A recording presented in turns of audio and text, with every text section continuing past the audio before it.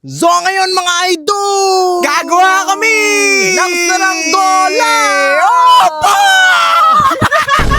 From ganito, naging ganito. Opo, gagawa po kami ng saranggola na hindi marunong lumipad. At dahil nga boring na naman kaming magkapatid, ay gumana na naman ang utak namin. Kahit wala namang laman. At sakto nga mga idol, paglabas namin, sobrang lakas nga ng hangin. Kaya naisipan namin na gumawa at magpalipad ng saranggola. Opo! Dahil nung mga bata pa nga kami, sa 10 saranggolang ginawa namin, 11 ang hindi lumipad. Kaya ngayong araw mga idol, ay nag-research talaga kami para magawa nga namin ang perfect na saranggola. At sisiguraduhin namin na ito ay lilipad.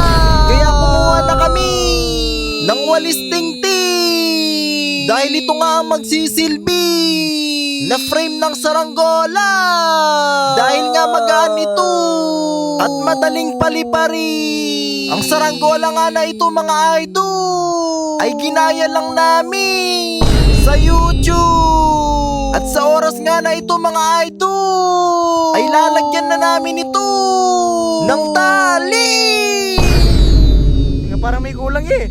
Anong kulang? May kulang eh. Buntot!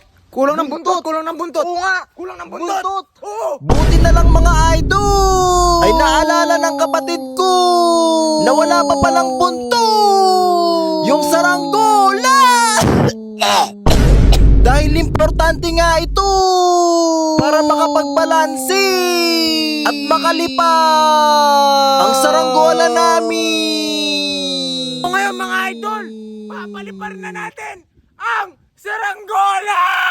At sa mga oras nga na ito ay nahirapan kami dahil hindi marunong lumipad ang saranggola namin.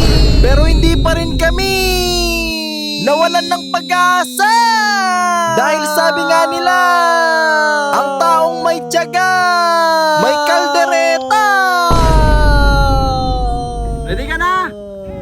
1, 2, 3. At sa pagkakataon nga na ito ay napalipad na namin ang saranggola. Opo! Tuwang-tuwa nga kami dito dahil sa unang pagkakataon